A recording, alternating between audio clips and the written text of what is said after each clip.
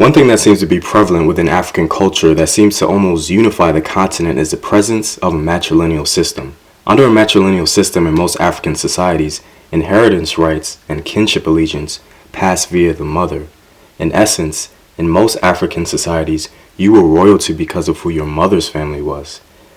We see this matrilineal system demonstrated very early on in Egyptian mythology and culture and religion. The matriarchal system was a social manifestation of planetary laws. Isis represented the sun and Osiris, the moon. The light of the moon is a reflection of the light of the sun.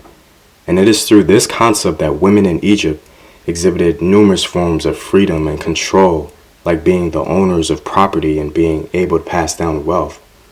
At times, Egyptian women had to remind the men that they were the sun.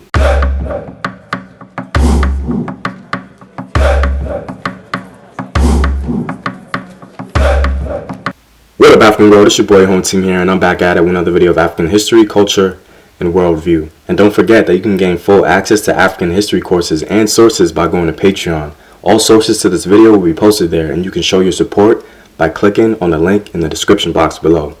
Anyway, today we're going to talk about the top 5 female pharaohs of Egypt. Now, like mentioned before, the matrilineal system in Egypt was very prominent in Egyptian society, though it wasn't perfect. In positions of power, Egyptian women still had their struggles, especially when it came to the all-powerful position of pharaoh. Now, there have been many women in Egyptian society who wielded loads of power and influence. In fact, it's kind of hard to count them all. Powerful Egyptian queens who in many cases ruled in their own right, like Queen T. But this list is not about powerful Egyptian queens who wielded mass amounts of authority over Egyptian society. This list is composed of queens who literally made it very clear that they were pharaohs. The behavior of men throughout world history is pretty predictable, to say the least, and we can assume that Egyptian men probably didn't take it too kindly as women took the title as pharaoh. So the significance of these Egyptian women initiating themselves as not just queen but pharaoh is pretty significant. So let's begin with the top 5 female pharaohs in ancient Egypt. Coming in at number 5, we have Pharaoh Sobekneferu. Now, Pharaoh Sobekneferu reigned as pharaoh after the death of her brother, Amenemhat. She was the last ruler of the 12th dynasty of Egypt and governed Egypt for almost 4 years, from 1804 to 1802 BC. Her name literally means the beauty of Sobe. Sobe being an Egyptian deity with a complex and fluid nature. Fragments of statues, including part of a sphinx, give her full titles as the female Horus, the king of Upper and Lower Egypt. She left no doubt that she proclaimed herself as pharaoh.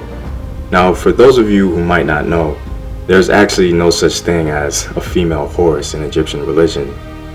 So she literally made that up so as to align herself with religious legitimacy on the throne. Next, at number 4, we have our most controversial pharaoh, Pharaoh Nefernereuaten. Now, Pharaoh Nefernereuaten was a ruler of Egypt towards the end of the Amarna period during the 18th dynasty. Scholars debate on who this person actually was, but her gender is largely confirmed by feminine traces occasionally found in epithets and naming conventions that were displayed throughout Egypt. She reigned for just 3 years. The interesting thing about this female pharaoh is that we have 2 candidates for her, but the most likely candidate is Queen Nefertiti. When Pharaoh Akhenaten died, it's likely that Nefertiti took full control and, for whatever reason, changed her name, perhaps to suit the role.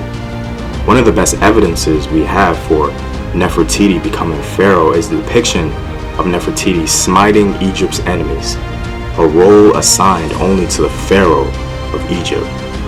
Thus, it seems as though Nefertiti took on this role as pharaoh in full, even going as far as using social and political symbolism to affirm her place as king. Breaking our top 3, we have Pharaoh wosret. Pharaoh wosret was the last known ruler and the final pharaoh of the 19th dynasty of Egypt. Wosret became pharaoh in possibly the most unapologetically gangsta fashion there is. She straight up killed her stepson, who she was co-regent to, and simply called herself Pharaoh. Not only did she reportedly kill her stepson, she included the number of years he reigned and added it to her own as Pharaoh. I'm sure that history is far more layered than we give it credit, because that is total disrespect and probably one of the bravest acts a woman could do in ancient times. Wosret was clearly a woman with powerful ambition, and nothing was going to stop her from becoming Pharaoh of Egypt. Inscriptions of Wosret's name appear in several locations found at Abydos, Hermopolis, Memphis, and even in ancient Nubia. Coming in at number 2, we have Pharaoh Merneith. Now, Pharaoh Merneith is important and unique, not to just Egyptian history, but to all world history in general. Pharaoh Merneith is the first attested occasion in early Egyptian history when a woman held full power as king. Out of all the pharaohs of Egypt, she was the first female pharaoh and probably one of the first women rulers in all of human history. Pharaoh Merneith came to the throne around 2900 BC. Merneith was so powerful that she earned a tomb alongside the other First Dynasty kings in the royal cemetery of Abydos. Pharaoh Merneith used her regency to take on real power and authority, and once she had it, evidence suggests that she did not relinquish it until her death. She paved the way for all the women pharaohs generations to come. And what we've all been waiting for, coming in at number 1, we have Pharaoh Hatshepsut. Now, Pharaoh Hatshepsut was the 5th pharaoh of the 18th dynasty.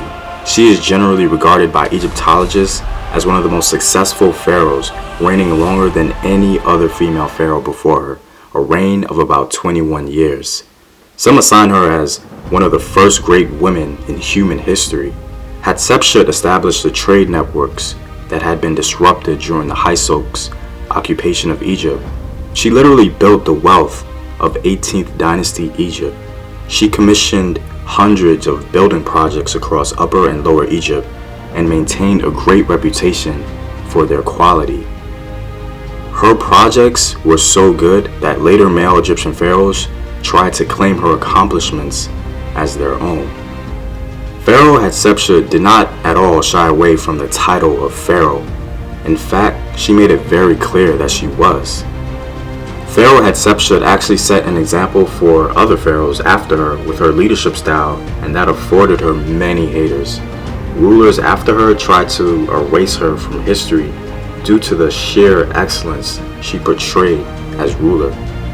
Pharaoh Hatshepsut is not only the greatest female pharaoh in Egyptian history, but she is arguably one of the top 10 pharaohs in Egyptian history, period. All these women embrace fully the role of Pharaoh of Egypt, not adorning themselves in complacency, but boastfully establishing themselves as ruler of all. When we look at Egypt, we are looking at one of the greatest civilizations coming out of the African continent. The matrilineal system accompanying this greatness being a very common and familiar African social structure, allowing for such historic events to occur. The fact that an African nation made room for power amongst women is very unique, especially for its time. It's a testament to the fluidity, openness, and progressiveness of African culture and the exceptionalism of African women. Well, I'm all out, guys. Remember, you can support the home team on Patreon to gain full access to exclusive content, courses, and sources. The link is in the description box below. Know thyself. Remember your ancestors. Peace.